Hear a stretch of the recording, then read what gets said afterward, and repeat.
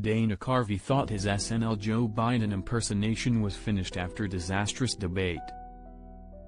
Dana Carvey knew his stint on Saturday Night Live would be cut short thanks to former President Joe Biden. The Wayne's World actor was slated to spend 6 weeks in New York City to impersonate Biden at the request of the show's head honcho, Lorne Michaels. Lorne is very persuasive, he tells Page Six in an exclusive interview before imitating Michaels. "It'll be autumn in New York, and then afterwards you can tell us to FK off." It was like, okay, 6 weeks in New York. Dana Carvey spoke to Page Six about his recent stint on Saturday Night Live, which was cut short thanks to former President Joe Biden. He recalled being approached to spend 6 weeks in New York City to impersonate Biden. A split of Garcelle Beauvais and Sutton Stracke and a photo of them together. Sutton Stracke is giving Garcelle Beauvais the space she needs after suspected friendship fallout. Here are the stars vying to be Jenna Bush Hager's new co-host on NBC's Today after Hoda's departure. Anne Hathaway sparks plastic surgery speculation with taut face at Ralph Lauren fashion show, money well spent.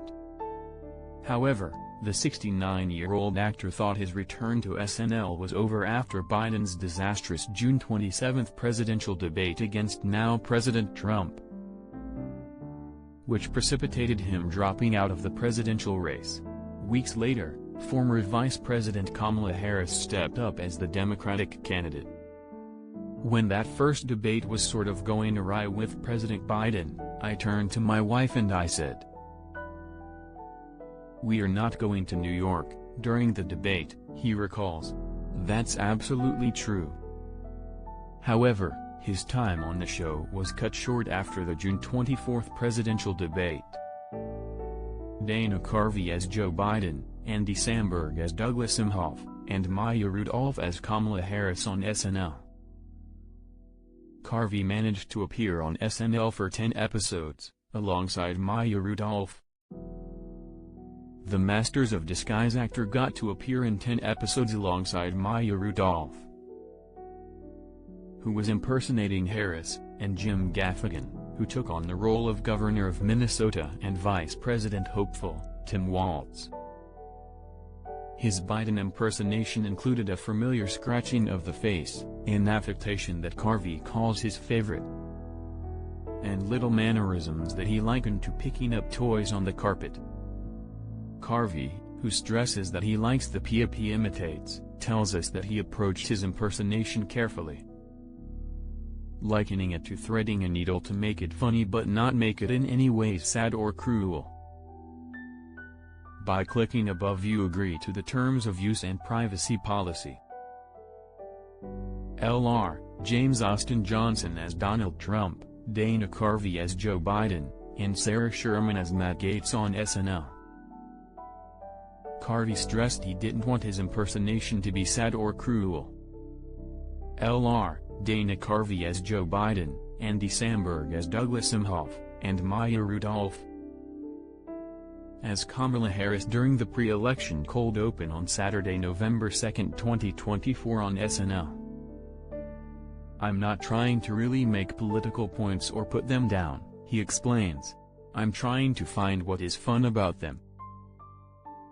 Throughout his stint on SNL from 1986 to 1993, Carvey got to impersonate another president, George H.W. Bush.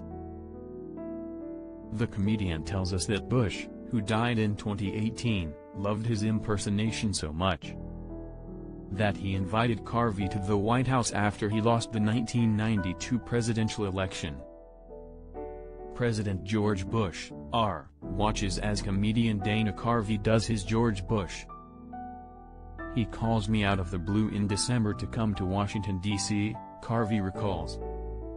"And in that moment, I'm a young man. I just said, well, where would I stay?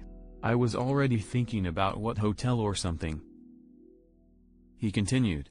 He paused, thought I was negotiating. "Well, stay right here in the White House with former First Lady Barbara Bush, and I." Carvey hasn't left SNL completely in the past, as he currently co-hosts a podcast with his former co-star David Spade, where they share showbiz stories and parse the entertainment headlines.